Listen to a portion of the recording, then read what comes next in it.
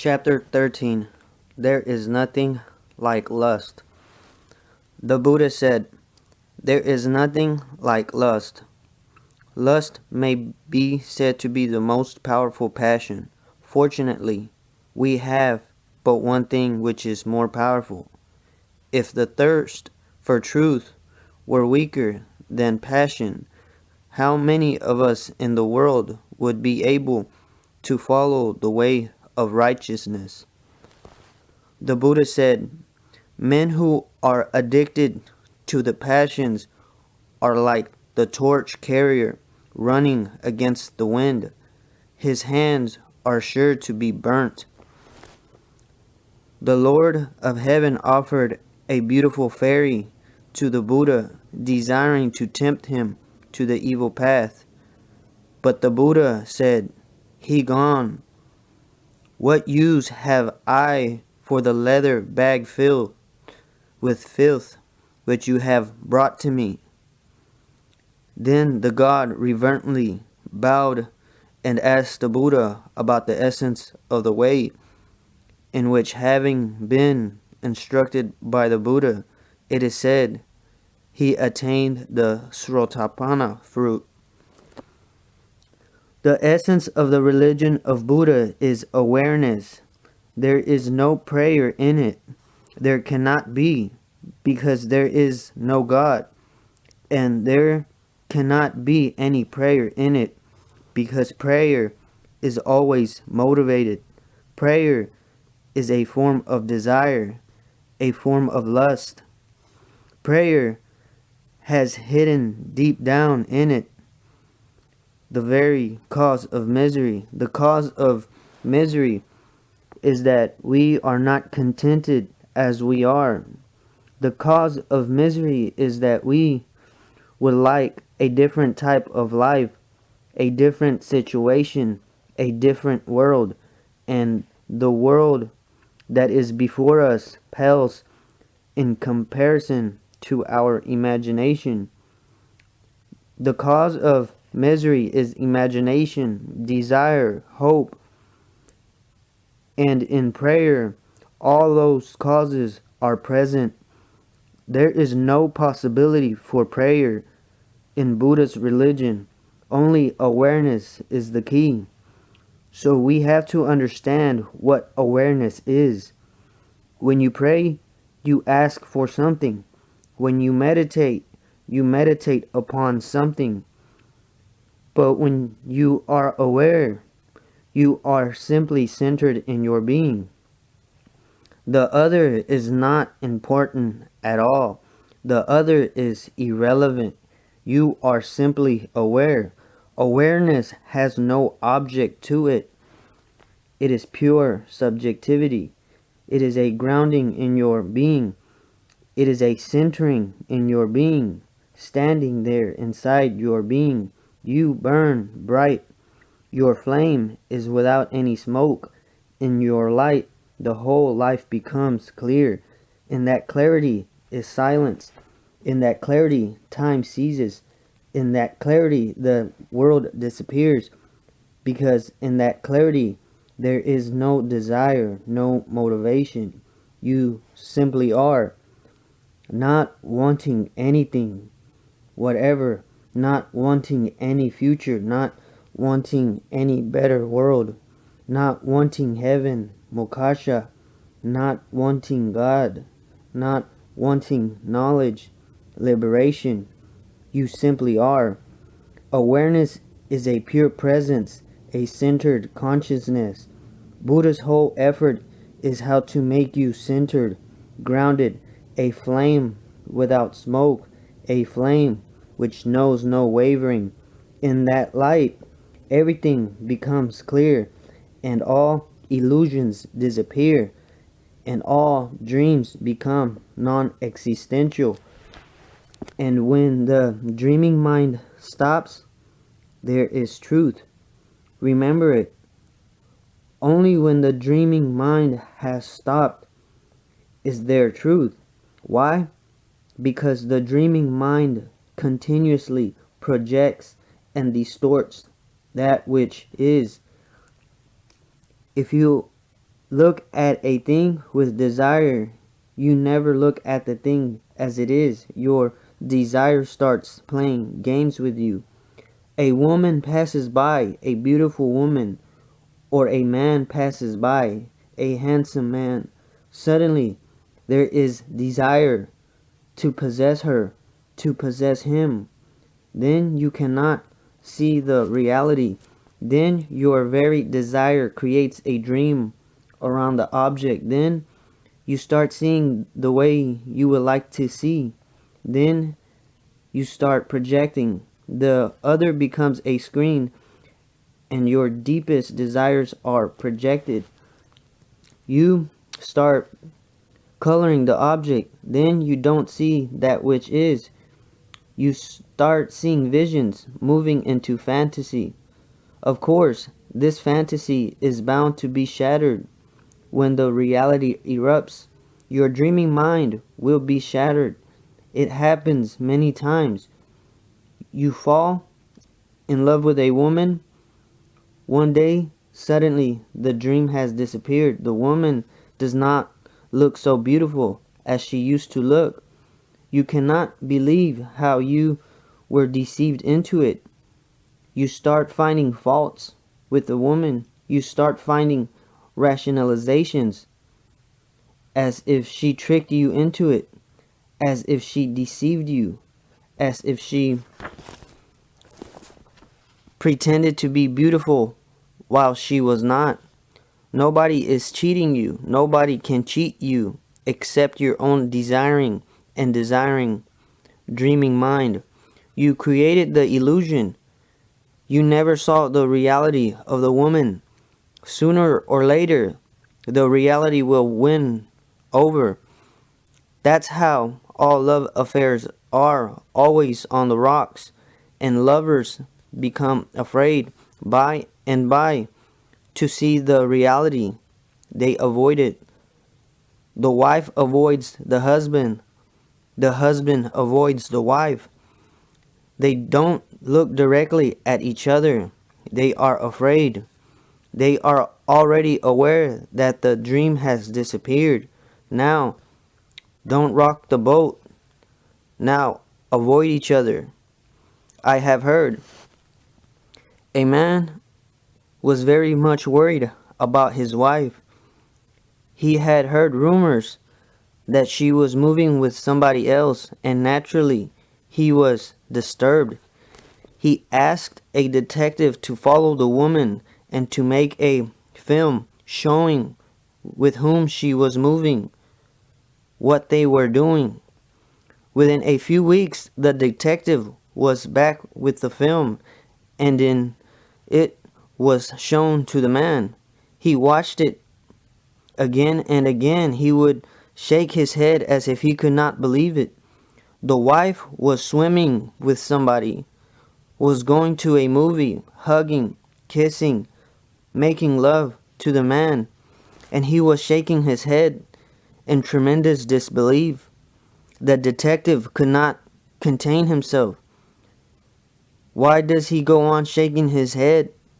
Finally, when the film was over, the man said, "I cannot believe it." The detective said, You have seen the film. What more proof do you need?" He said, "Don't misunderstand me. I cannot believe that my wife can make somebody so happy. Now, I want you to try to find out what that man sees in my wife, because I have lived with her and I don't see anything at all. What does this man see in her?" Husbands stop seeing things that they used to see in their wives. Wives stop seeing things in their husbands that they used to see. What happens? The reality is the same. Only against the reality the dream cannot win forever. Sooner or later, the dream is shattered. And that happens in all directions. You are after money. You are dreaming about money. You never look at the people who have money. You don't see them. You are just after money for yourself. You think when you have money everything will be beautiful. Then you will rest, and then you will enjoy, and you will celebrate and sing and dance and do whatever you always wanted to do when there was no money to do it and no opportunity to do it. But have you ever looked at people who have money? They are not dancing. They are not celebrating. They don't look happy. It is possible that sometimes you may come across a beggar who looks happy, but it is impossible to come across a rich man who looks happy. It is almost impossible to find a rich man who is happy because the beggar can still dream. That's why he can be happy. The beggar can still hope. That's why he can still be happy. He can believe that tomorrow things will be better, or the day after tomorrow things are going to be better. There is future for the beggar, but for a rich man, the whole future has disappeared. He has attained whatsoever he wanted to attain, and there is nothing in it. When the money is piled up, he suddenly feels frustrated. Whatsoever he was seeing in the money, now he can no longer find in it. That dream has disappeared. Man continuously dreams for power, prestige, respectability, and whenever he gets it, there is frustration. The happiest people are those who never attain to their desires. The unhappiest people are those who have succeeded in attaining their desires. Then there is frustration. The nature of desire is dreaming, and you can dream only when things are not there. You can dream about the neighbor's wife.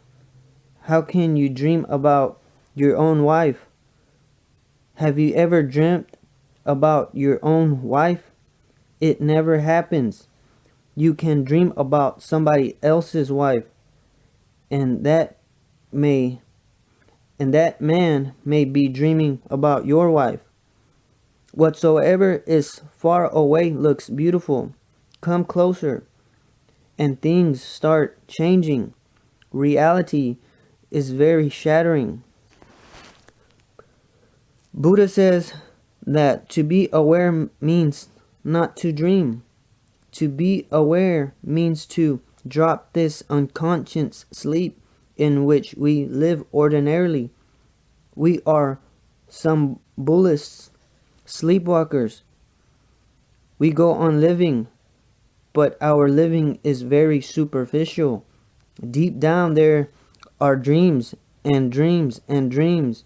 An undercurrent of dreaming goes on, and that undercurrent goes on corrupting our vision.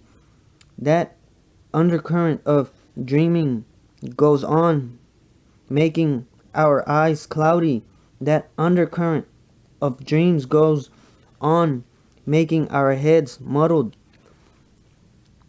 A person who lives in a sort of sleep can never be intelligent, and awareness is the purest flame of intelligence.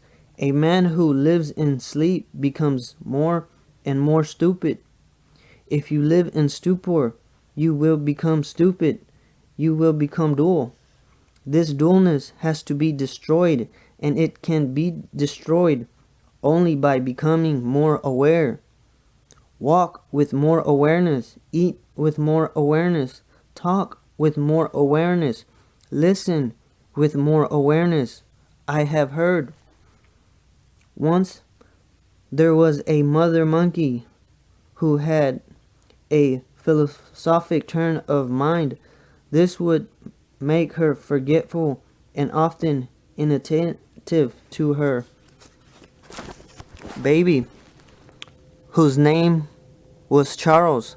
Like many modern mothers, she just did not take enough care, distracted as she was by her thoughts. Nevertheless, she went through the routine as her mother had done before her, but not in the same spirit.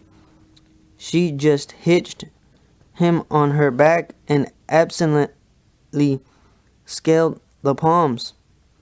So there it was, and as she rummaged amongst the more middling nuts, revolving matters in her mind, baby just slipped off, and with all his young life before him too. On the way down, Charles, who also tended to brood, called up, "Mother, why are we here?" "We are here," she observed, "to hang on. We are here to hang on. All his life, a sleepy person is doing only that. He goes on trying to hang on, with hope, with dream, with future. He goes on somehow hanging around, as if that is the only goal in life, as if just to be here is enough.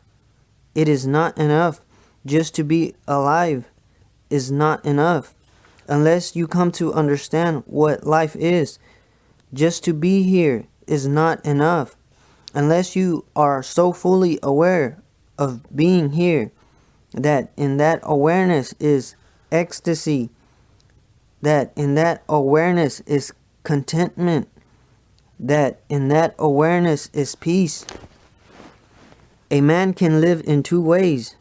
One is just to go on hanging around, or to be more aware why I am here and who I am.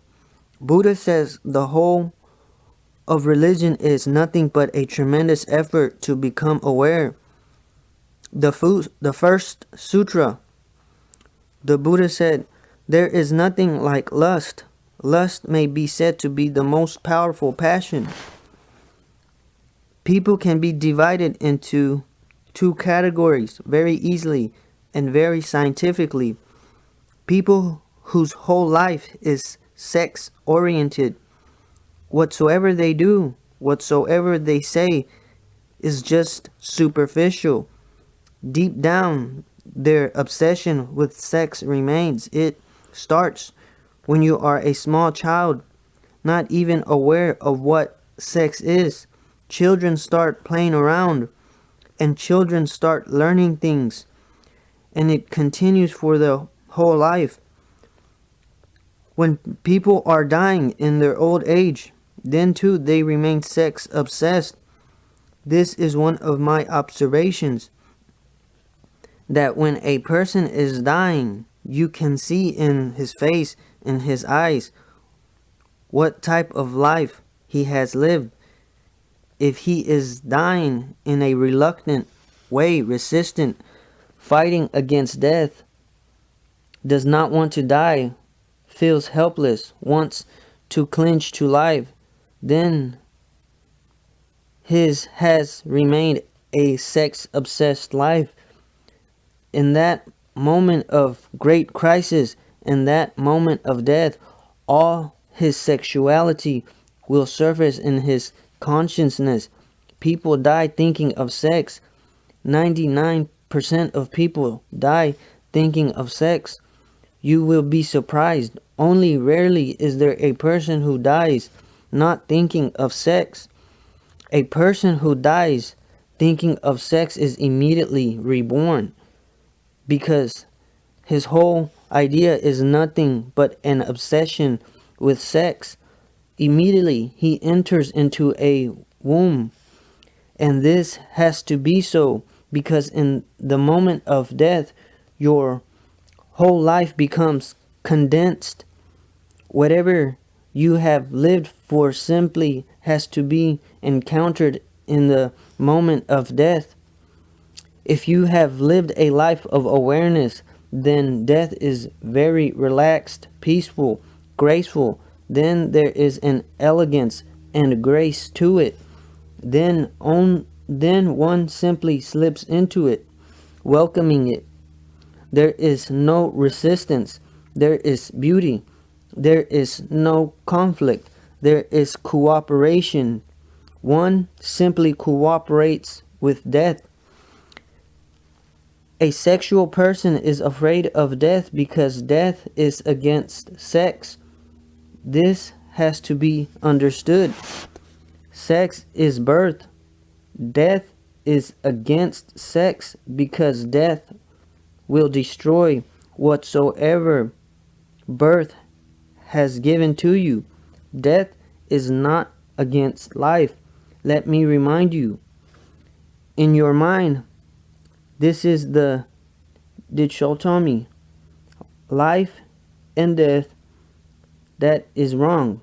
Death is not directly opposed to life. Death is directly opposed to sex because sex is synonymous with birth. Birth is out of sex. Death is against birth. Death is against sex. Death is not against life. If you live a life of awareness, by and by the energy that was moving in sexuality is transformed. Not that you have to transform it. Just by being aware, dreams disappear, exactly as you bring a burning torch into the room and the darkness disappears. Sex is like darkness in your being. It can exist only if you are unaware. And Buddha says there is nothing like lust. Lust may be said to be the most powerful passion. It starts very early. If you listen to the Freudians, and they have to be listened to because they are more right than your so-called saints. Your saints may be telling you convenient and comfortable truths, but truth is never convenient and never comfortable. Only lies are convenient and comfortable. Freud is telling very uncomfortable truths. Truth is uncomfortable because you have lived a life of lies. Whenever somebody says a truth, it shocks you. It hits deep. It hits on your lies. It makes you uneasy, uncomfortable. You start protecting your lies. When Freud asserted this, that a child from the very beginning is sexual, he was opposed all over the world. All so-called religious people opposed him. Now, I cannot believe it that a religious person can oppose such a tremendous truth. A child is born in sex, has to be sexual. A child is out of sex, has to be sexual. And children start preparing for their sexual life. I was reading a beautiful story. A little 4-year-old girl and a 3-year-old boy walked hand in hand up to the front of their neighbor's house. "We are playing house," the little girl said when the neighbor opened the door. "This is my husband, and I am his wife. May we come in?" The lady was enchanted with the scene. "Do come in," she said. Once inside, she offered the children some lemonade and cookies, which they gracefully accepted. When a second glass of lemonade was offered, the little girl refused by saying, "No thanks, we have to go now. My husband just wet his pants." It starts very early. The husband and the wife and playing house. They are preparing, and it goes on to the very end. Another story. The octogenarian went to the psychiatrist to complain about her husband's impotence. "And how old is your husband?" the doctor asked. "He's 90. "And when did you first notice his disinterest in you physically?" "Well," she said, "the first time was last night, and again this morning." A 90-year-old man and the wife is worried about his impotence, and she has noticed it last night and this morning too. It goes on. The whole life is obsessed with sex from beginning to end. You gain energy by eating food, by breathing oxygen, by exercise, by living. You create energy. Man is a dynamo. He continuously creates energy, and when this energy accumulates in your being, you are uneasy.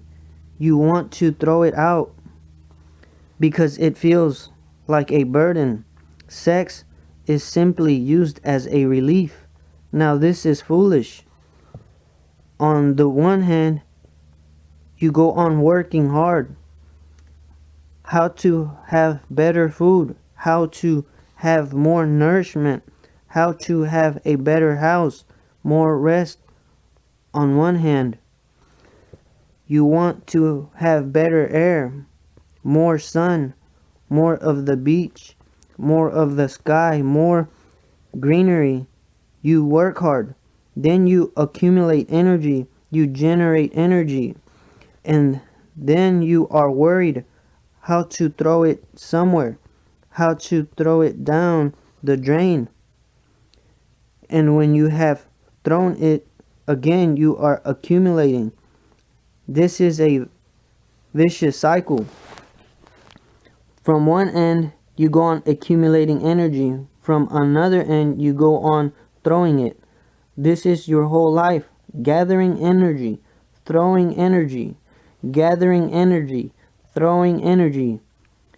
If this is all, then what is the point of it all? Why should one live? It is a repetition. It is a vicious cycle.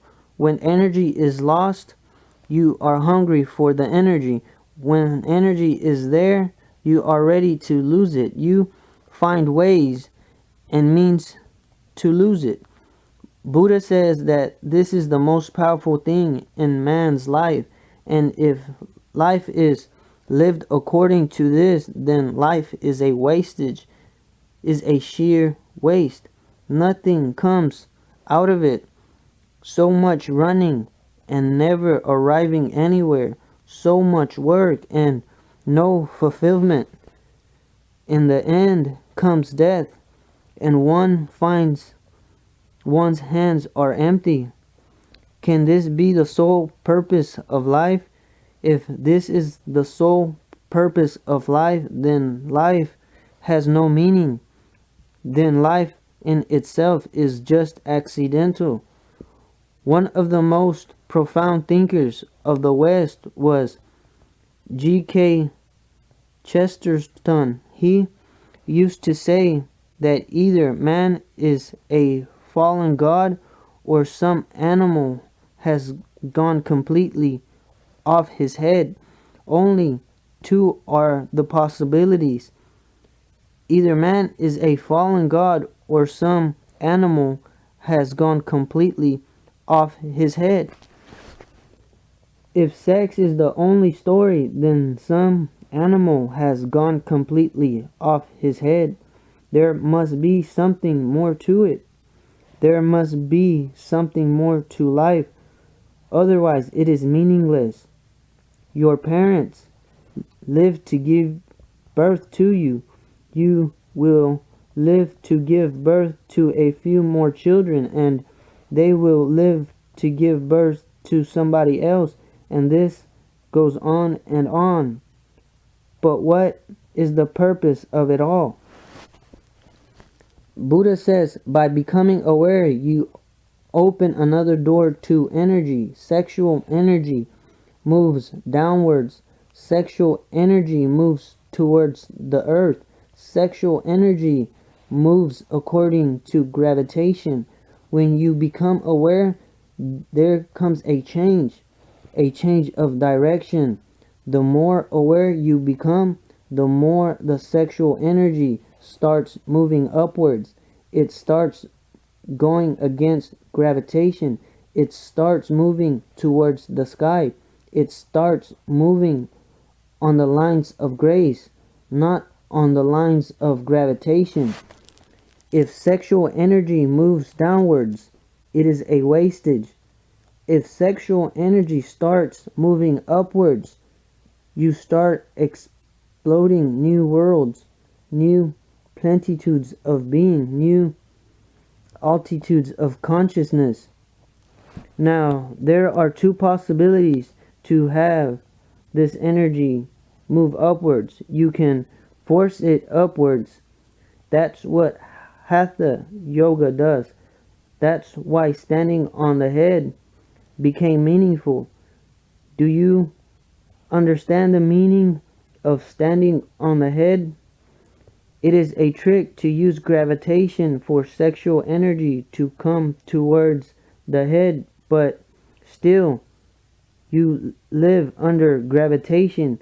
You stand on your head, head comes lower, then the sex center energy can start moving towards the head.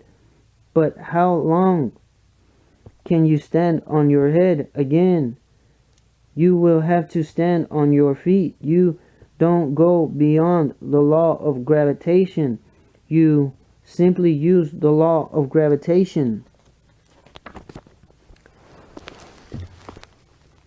In fact, you cheat the law of gravitation. That is doing something illegal in a legal way.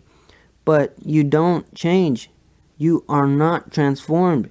Your being remains the same. Hatha Yoga has developed many methods to prevent sexual energy from going downwards and to force it upwards. But they are all violent, a sort of enforced conflict.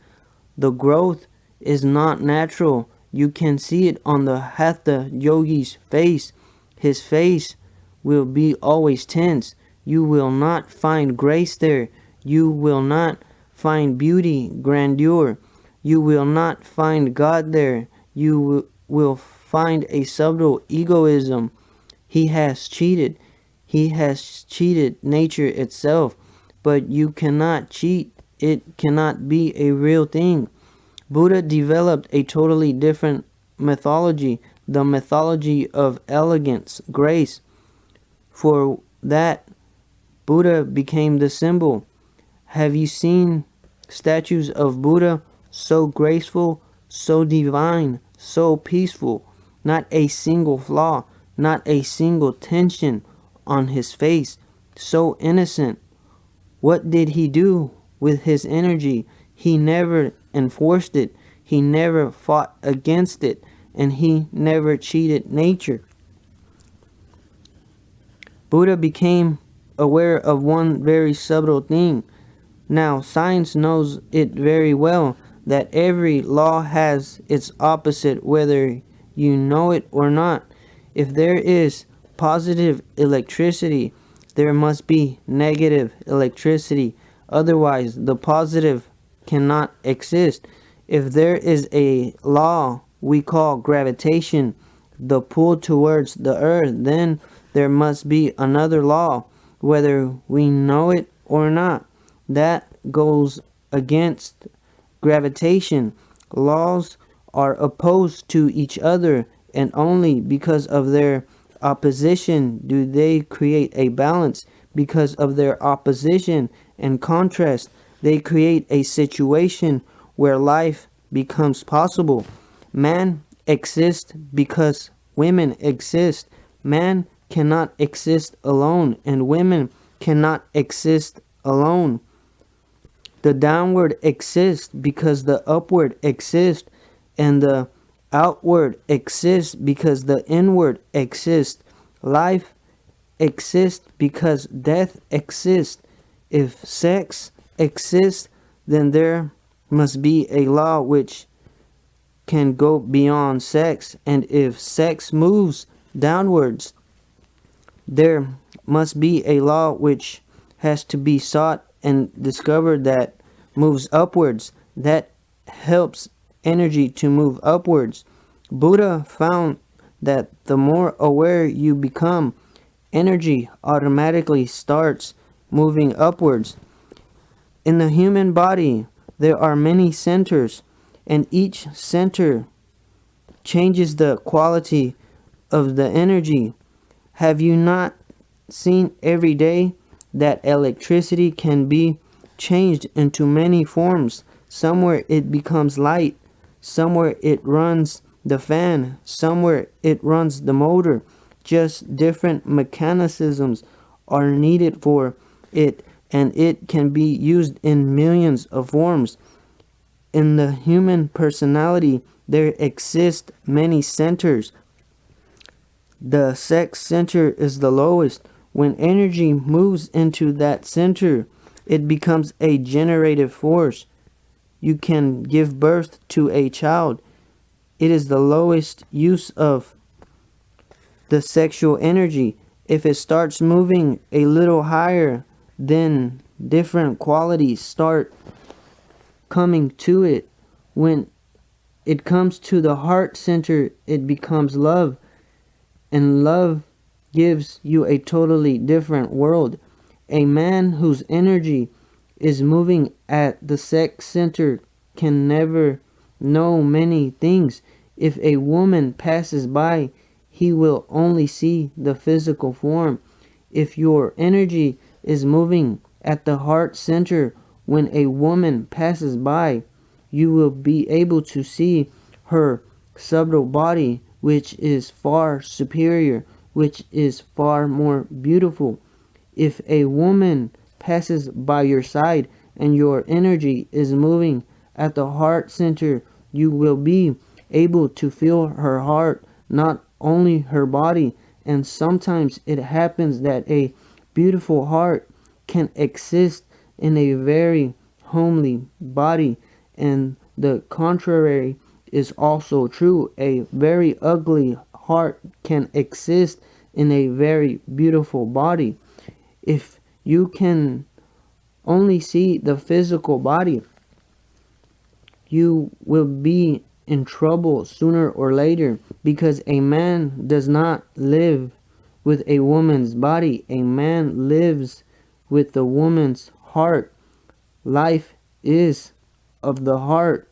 You can choose a woman who looks beautiful and is ugly if her heart is not beautiful.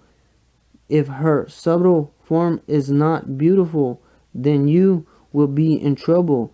You can choose a man who looks very handsome, very powerful, but maybe just a beast, may not have any inner beauties, may not have any inner qualities, may be just a body and nothing else. Then you are bound for trouble. Then sooner or later you will have to encounter the beast, and you will have to live with the beast, and you will be wondering always that what happened to such a beautiful man, what happened to such a beautiful woman. If your energy moves still higher, then the highest peak is Saharshar, where suddenly your innermost eyes open and you can not only see the body, you can see the heart, you can see the soul. A person whose Saharshar has opened looks into the world, but the world is totally different because he never sees just the body. Even if he looks at a tree, He looks at the soul of the tree. The form is not the only thing. It is there, but now it is luminous from an inner light. A person who lives at the Sarsar lives in a totally different world. You may think that Buddha is walking with you on the road. He is walking on a different road. He is walking in a different world. He may be just walking alongside you, but that doesn't mean anything because his vision is different. His energy is at a different altitude. He looks at the world from a different clarity. Buddha says that lust is the most powerful thing in a man's life because it is the reservoir of all his energies. But there is no need to feel despondent. There is nothing like lust. Lust may be said to be the most powerful passion. Fortunately, we have but one thing which is more powerful. If the thirst for truth were weaker than passion, how many of us in the world would be able to follow the way of righteousness? He says there is one thing that is higher than lust. That is the thirst for truth. There is one thing which is higher than life, and that is the search for truth. People can sacrifice their life for it. They can sacrifice their passion for it. The highest passion is for truth. Buddha calls it the passion for truth. You can call it the passion for God. It means the same thing. That's why the person who has lived only a sexual life cannot understand the story of a Mira, the story of a Chaitanya, the story of Christ, Buddha, Krishna. He cannot understand what type of people are these. When Jesus was there, many were wondering, what type of man is this Jesus? What manner of man? Because they know only one life, that is of lust and sex, and this man seems to be in a totally different world. It seems as if his whole sexual energy is arrowed somewhere high in the skies. His target seems to be somewhere else. It is not in this world. It is not visible. It is invincible. You cannot touch it. You cannot measure it. You cannot see it. But his life is of great passion. His life is of great adventure.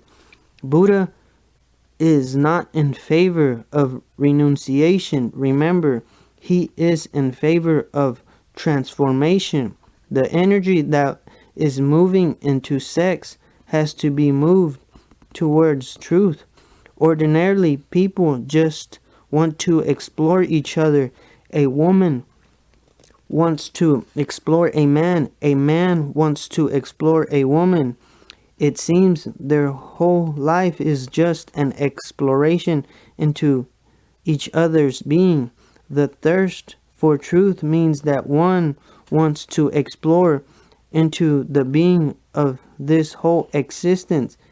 It is a great passion, the greatest passion, and it has to be more powerful than sex. Otherwise, Buddha says, how will anybody ever move towards it?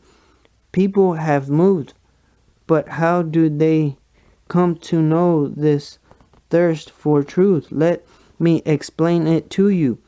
And much depends on how you come to feel the thirst for truth. You can come by listening to me. You can come by reading a book. You can come by seeing a man of insight.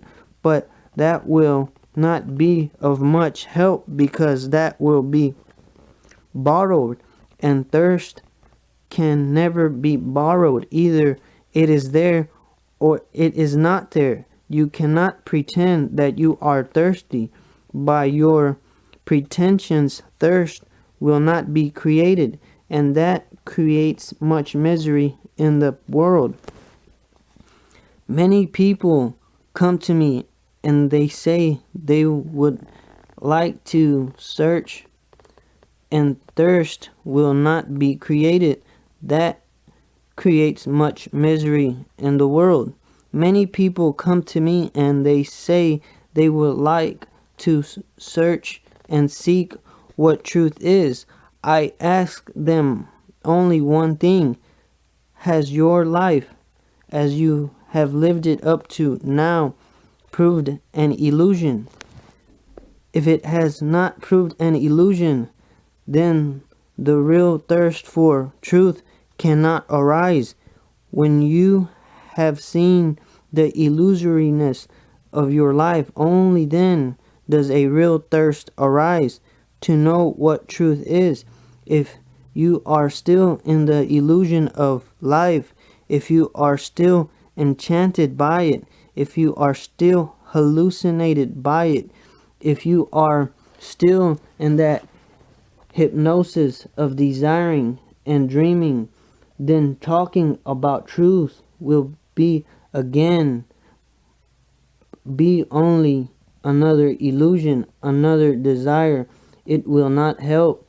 Truth cannot be one of your desires. Truth can only be there when all the desires have proved to be futile, and your whole energy is available, and you don't know where to go, because the whole life seems to be meaningless. You are stuck. You are tremendously frustrated.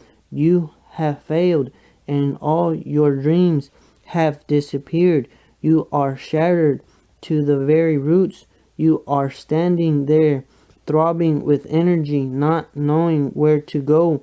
Then that energy becomes a pull and creates a new thirst in you, and the thirst to know the truth. When the world has been known as an illusion, only then.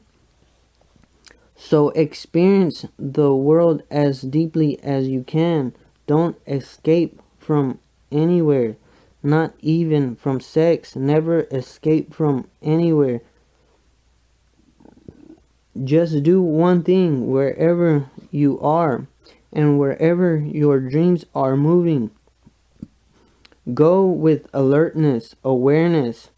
Even if you go into sex, make it a meditation. Be watchful about what is happening, and by you will be able to see the illusoriness of it, the futility, the meaningless repetition, the boredom, the dullness, the death that goes on coming closer through it. The more you waste your energy, the closer you are to death. I have heard a traveling salesman was passing through a small hick town in the west when he saw a little old man sitting in a rocking chair on the stoop of his house. The little man looked so contented, the salesman couldn't resist going over and talking to him. "You don't look as if you have a care in the world," the salesman told him. "What is your formula for a long and happy life?" "Well," replied the little old man, "I smoke 6 packs of cigarettes a day. I drink a quart of bourbon every 4 hours and 6 cases of beer a week. I never wash, and I go out every night." "My goodness," exclaimed the salesman. That's just great. How old are you? 25 was the reply. You can go on wasting energy. Each step taken in illusion is taken towards death. Each move which you take into lust, you have taken towards death. So take it carefully and be aware. Be aware of what you really want through it. Is it just a habit? Is it just a natural hypnosis? Is it just that you go on doing it because you don't know what else to do? Is it just an occupation? Is it just a forgetfulness from the worries of life, or what it is?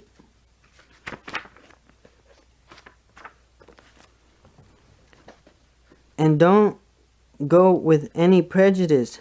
Don't listen to what the saints have said. They may say it is bad, but don't listen to it.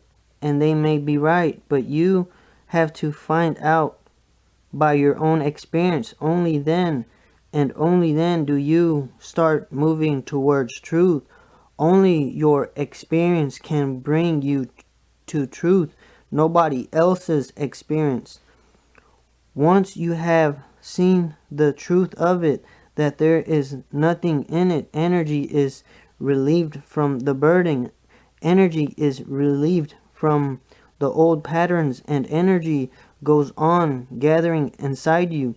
Scientists have discovered a law that quantitative change becomes qualitative at a certain stage. For example, if you heat water, it evaporates only when the heat is 100 degrees, never before it. At 90 degrees, it may be hot, but not evaporating. At 99 degrees, it is very hot, but not evaporating. And just 1 degree more, at 100 degrees, and a sudden jump, a leap, and the water starts moving. And have you seen the change? Water naturally flows downwards, but when it evaporates, it starts flowing upwards.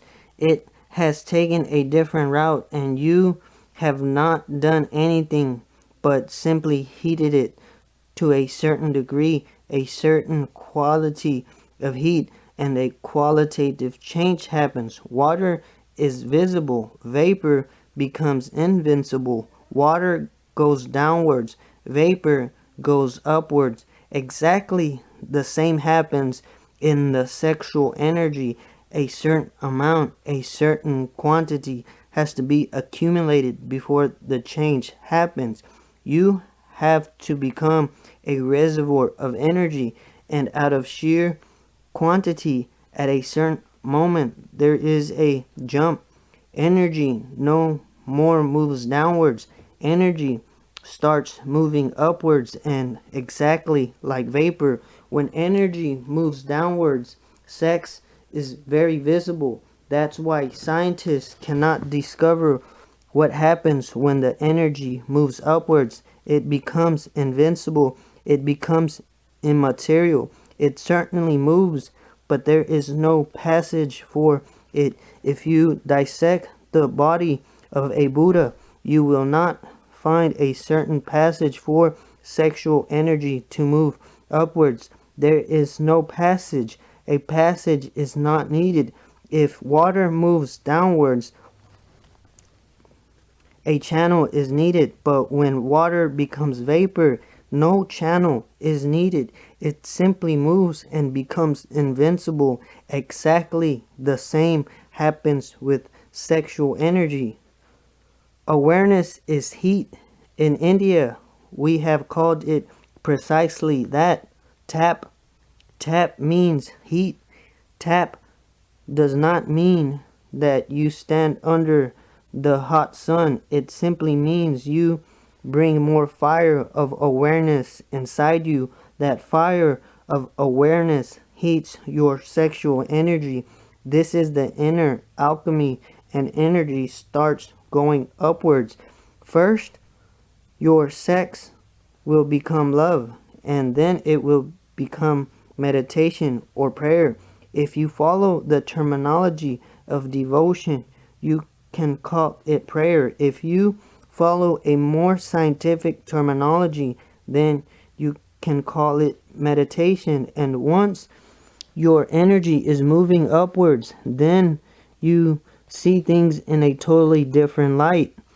I have heard a little old man was sitting on a bus humming dee dee dum dum, dee dee dum, and the bus driver turned around and noticed a suitcase blocking the aisle, and he turned to the old man and said, "Would you mind moving the suitcase?" To which the old man replied, "Dee dee dum dum, dee dum dum, dee dum." In complete frustration, the bus driver jumped up and took the suitcase and threw it out the bus window and glared at the old man and shouted, "Now what do you have to say?" The old man looked at him and smiled and said, "Dee dee dum dum, dee dee dum dum. It's not my suitcase." Once you have started moving, even death is not your death. Even the body is not your body. Even the mind is not your mind. You can go on singing dee dee dum dum even when death approaches you. You can go on humming because the suitcase is not yours. A man of awareness can die so easily, so peacefully. He lives peacefully. He dies peacefully. A man of sexuality lives restlessly, dies restlessly. It is your choice. Buddha is not for repression. He cannot be, notwithstanding what Buddhist interpreters have said down the ages. I don't agree with him. The interpretation must be wrong because I know it from my own experience that repression cannot help a person. Repression can never become a transfiguration. Repression drags you down. It is not repression, it is awareness. Of course, from the outside it may look like repression. You are rushing towards money. Suddenly, on the road, you come across a treasure and somebody else is passing by. He also looks at it, but it is not interested. What will you think about that man? You were afraid that he might claim the treasure. He might start asking that it has to be divided in two parts, but he simply goes on. He does not bother about it. You will think either he is mad or he is a renunciant. He has renounced the world and repressed the desire for money. You cannot understand that there can be a man who cannot see anything in money. You will think it is impossible because you see so much in it. Your whole life seems to be meaningless if there is no money. Money seems to be your whole life. How can you believe that there can be a man for whom money is simply meaningless? Only two are the possibilities. Either the man is so stupid that he does not know the difference between money and no money, or he has repressed his desire. He has repressed his desire, his greed, his ambition. When a man like Buddha happens in the world, people interpret it according to their own minds. He looks so far away. Only two are the possibilities. Those who are against him, they will say he is crazy. Those who are for him, they will say he has disciplined his life skillfully. He has dropped his greed, lust, but both are wrong. Both have to be wrong because both are unable to understand a Buddha. You can understand a Buddha only when you are a Buddha. There is no other way to understand. If you want to understand somebody who is standing on the peak of a Himalayan hill. You have to go to that peak. Only then will his vision become your vision. I would like to say that all the interpretations about Buddha are wrong. Wrong in the sense that they will all imply that it is as if he is teaching repression. He is not teaching repression. He is simply teaching awareness. In awareness, things change through repression. You may manage somehow, but things remain the same.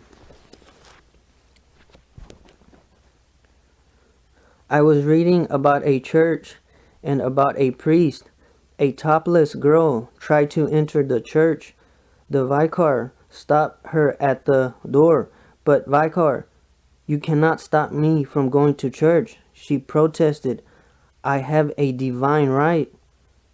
"They are both divine," he said, "but that is not the question. You'll have to go home and put on something that is more respectable."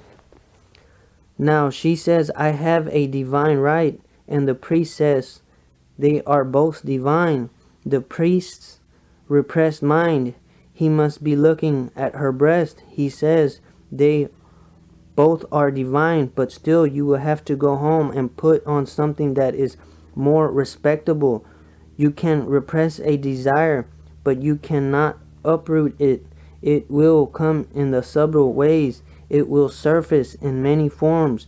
It may take such disguises that you may not even be able to detect it. A repressed person is not a transformed person. He remains the same. He simply manages to be somebody else who he is not. Buddha is not for repression. Buddha is for transformation. Repression is very easy. You can repress your sex. That's what so many saints are doing. You can drop out of the society. You can run away from women, and you can go to the Himalayan caves and sit there, and you can think that you have attained to celibacy, but this is not celibacy. Sitting there in your Himalayan cave, you will still dream about women, even more so because you will be so far away from women.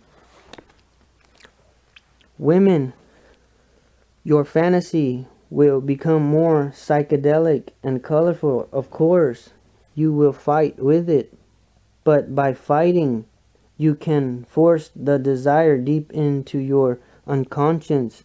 You cannot uproot it. By fighting, nobody is ever changed. Only by awareness is a person changed. Awareness is not a fight. What is awareness? Awareness is neither accepting nor rejecting. There is a famous saying of Tilopa, truly, because of our accepting and rejecting, we have not the suchness of things. We miss the suchness of things.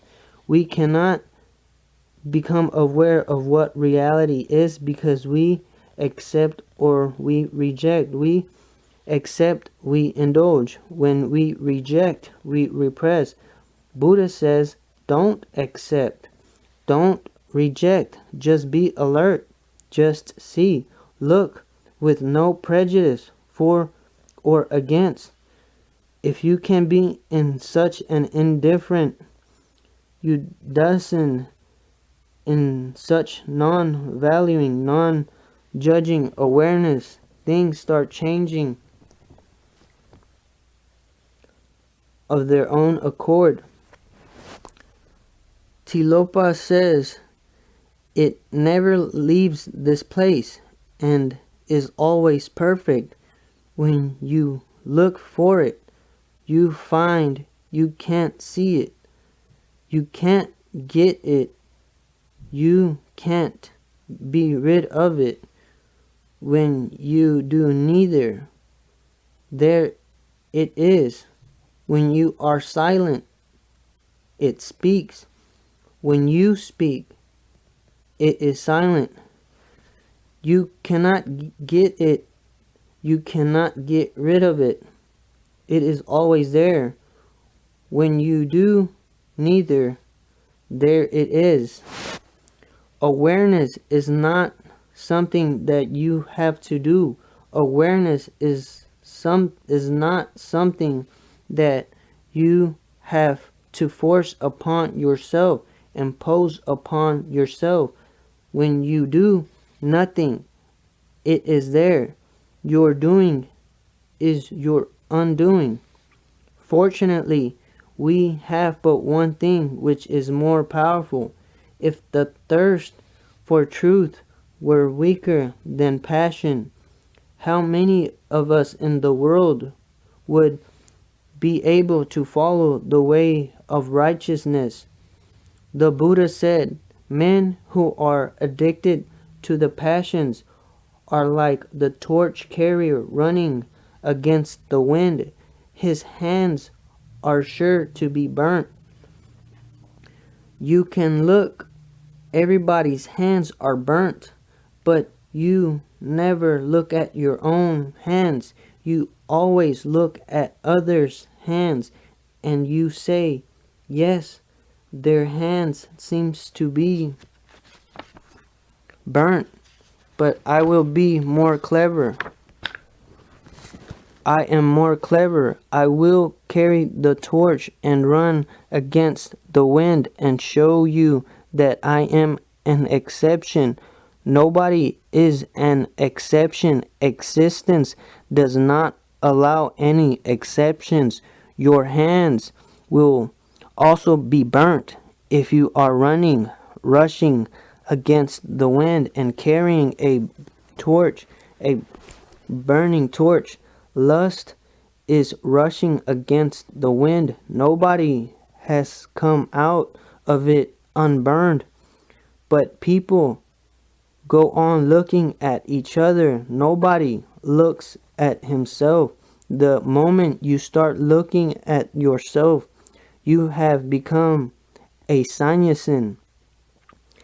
I was reading Miss Cantor suspected her husband of playing around with the maid, having to spend a few days with her sick mother. She told her small son, Harvey, to keep an eye on Papa and the maid.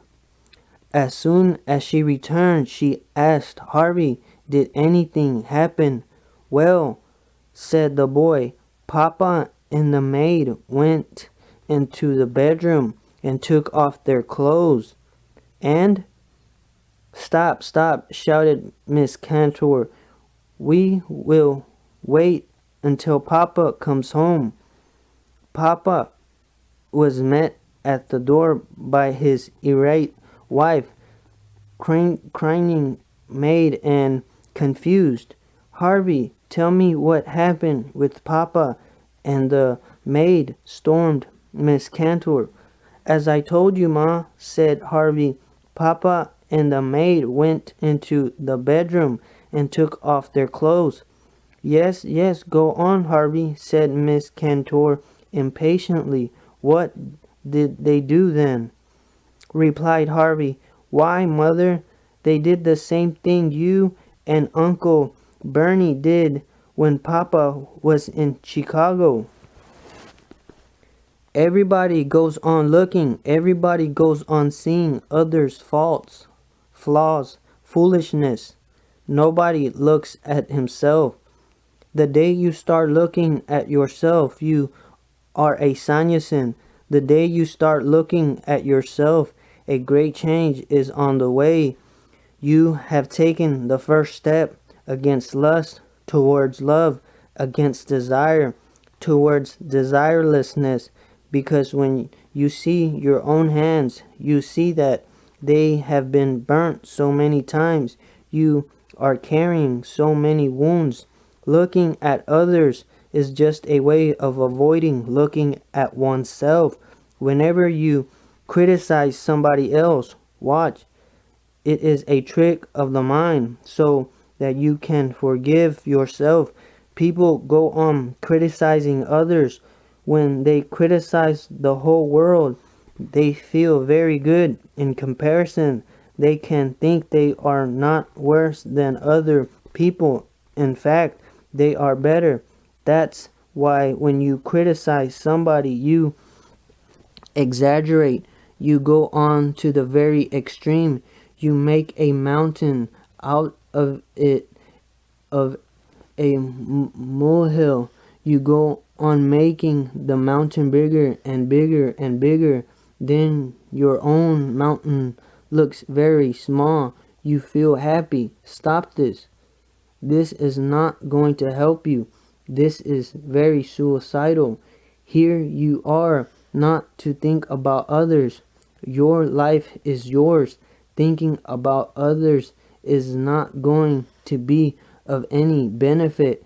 Think about yourself. Meditate about your own self. Become more aware of what you are doing here.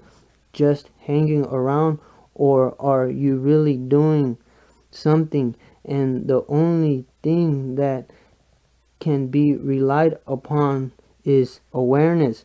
Only awareness can you carry through death, through the door of death, nothing else.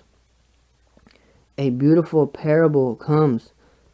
The Lord of Heaven offered a beautiful fairy to the Buddha, desiring to tempt him to the evil path. But the Buddha said, "Begone, what use have I for the leather bag filled with filth which you have brought to me?" Then the god reverently bowed and asked the Buddha about the essence of the way, in which, having been instructed by the Buddha, it is said he attained the Srotapana fruit. A beautiful parable. Brahma came to Buddha. Hindus have never forgiven Buddhists for inventing such beautiful tales, because Hindus think that Brahma is the creator of the world, and Buddhists say Brahma came to Buddha to be instructed on the path. Of course, as a test, he brought a beautiful fairy. It is insignificant because there are only two types of man, the man of sex and the man of truth. So if Buddha is really the man of truth, then he cannot be deluded. Then you cannot create any hallucinations for it. The most beautiful fairy will not mean anything to him, and that is going to be the touchstone as to whether he has attained to truth. When a person is absolutely beyond sex, only then, otherwise his energy is still moving into the direction of lust, still going downwards. The Lord of Heaven offered a beautiful fairy to the Buddha, desiring to tempt him to the evil path. That temptation is a test, and temptation comes only at the very end. In all the world religions, you must have come across stories like this. When Jesus is just close arriving home, the devil tempts him. When Buddha has reached just very close, Brahma comes and tempts him. Such stories are there in the life of Mahavira, in the life of everyone who has attained to truth. There must be a meaning to these parables. I don't mean to say that it happened exactly as it is told in the parable. These are symbolic parables. They are not historical facts, but they are very meaningful. I was reading about Baal Shem, a Hasid mystic, the founder of Hasidism, a disciple came to him one day and said, "Master, how can I avoid temptation? How can I avoid the devil tempting me?" Baal Shem looked at him and said, "Wait, there is no need for you to avoid any temptation, because right now temptation cannot be given to you. You are not worthy of it." He said, "What do you mean?" He said, "Temptation comes only at the last moment. Right now, the devil is not worried about you. In fact, the devil is not chasing you at all. You are chasing the devil. So don't be worried about temptation. It is not going to happen to you soon. And when it happens, I will take care of it. I will tell you what to do. The temptation comes only at the last moment. Why? Because when the sexual energy is coming to a point, the 100-degree point, then the whole past millions of lives lived in sexuality pull you back.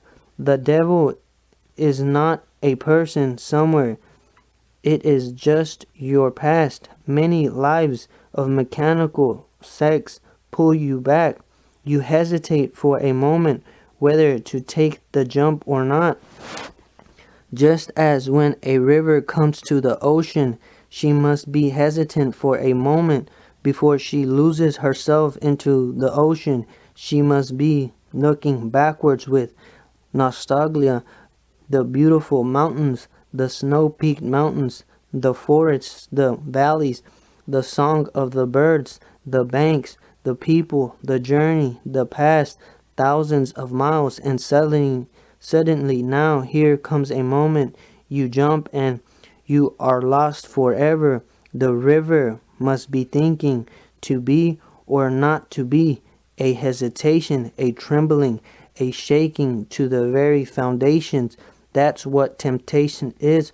When Buddha has come to the point where the energy is ready to take the ultimate jump and become non-sexual, when desire is ready to dissolve into desirelessness, when the mind is ready to die and the no mind is ready to be born, it is such a great jump that it is natural one should hesitate. That is the meaning of the parable. The Buddha said, "Be gone. What use have I for the leather bag filled with filth which you have brought to me?" When a man has come to that point, then body is meaningless. Then body is nothing but a bag, a skin bag filled with filth. In fact, that's how the body is. If you don't believe it, go to the surgeon sometime and see a body being opened, and then you will believe Buddha. Or go to the hospital to see a post-mortem when the whole body is dissected, and then you will see what he is saying. In my town, once it happened, a man was shot dead, and there was a post-mortem. I was just a small child. Somehow I managed. I persuaded the doctor. His son was my friend, so I succeeded in persuading him. "Just allow me to see." "I would like to see," he resisted. "But why do you want to see?" I said. "I have come across the saying of Buddha that the body is nothing but a bag full of filth. Just let me have one glimpse." He allowed me, and he said, "Okay, you can stay." But I said, "Now, there is no need to stay, and I cannot stay anyhow." It was stinking so much, and the stomach was opened, just filth and nothing else. Each child should be brought to a post-mortem. Buddha used to send his disciples to the burning place where bodies are burnt just to watch and meditate there. He said, unless you are completely aware of what the body is, you will not drop your illusion about the beauty of the body and dreams about the body. He's right. He said, be gone. What use have I for the leather bag filled with filth which you have brought to me? Then the god reverently bowed and asked the Buddha about the essence of the way. The touchstone proved that Buddha was real gold. Then the god reverently bowed down. In Buddhist mythology, the gods are as lustful as man, even more so. Their whole life is nothing but one of lust. Brahma, the Lord of Heaven, bowed down and asked about the essence of the way, in which, having been instructed by the Buddha, it is said he attained the Srotapana fruit. Srotapana means one who has entered the stream. Srotapana, one who has entered into the stream of consciousness, awareness, alertness. That is the essential message of Buddha. No prayer, no ritual, no priest, no temple. You are the priest. You are the ritual. You are the temple. Only one thing is needed. Buddha has reduced the requirement to the minimum. He is absolutely mathematical. He said only awareness is enough. If you can be aware, everything will take care of itself. Two drunks were weaving along the railroad tracks. One said, I never saw so many steps in my life. The other said, it's not the steps that bother me. It's the low railing. The only thing that is needed somehow is to bring them out of their drunkenness. Two other drunks were riding a roller coaster when one turned to the other and said, we may be making good time, but I've got a feeling we're on the wrong bus. Everybody is on the wrong bus. Unconsciousness is the wrong bus. Then wherever you are makes no difference, and whatsoever you do makes no difference. In your unconsciousness, whatsoever you do is going to be wrong. Wrong is that which is done in unconsciousness, and right is that which is done consciously. Edwin Arnold has written one of the most beautiful books about Buddha, The Light of Asia. A few lines to sum up. This is peace, to conquer love of self and lust of life, to tear deep-rooted passion from the breast, to still the inward strife for love, to clasp eternal beauty close for glory, to be Lord of self, for pleasure, to live beyond the gods, for countless wealth, to lay up lasting treasure of perfect service rendered, duties done in charity, soft speech, and stainless days. These riches shall not fade away in life, nor any death despair. This is peace, to conquer love of self and lust of life. This is the whole essence of Buddha's message. Peace is not to be practiced. It is a byproduct of awareness. Love is not to be practiced. It is a byproduct of awareness. Righteousness is not to be practiced. It is a byproduct of awareness.